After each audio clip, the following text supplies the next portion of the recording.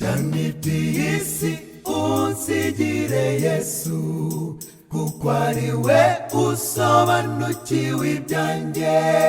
Mu bihe byose niwe gisubizo, niwe mwami unkunda rwose. Niwe rutare rw'ibihe byose, we n'isoko y'ubugingo. Nacyo nifuza iyo turi kumwe, n'umukiza undinda iteka.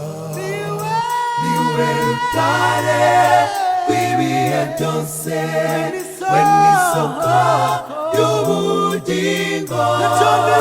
Nacyo nifuza iyo turi kumwe, n'umukiza undinda iteka.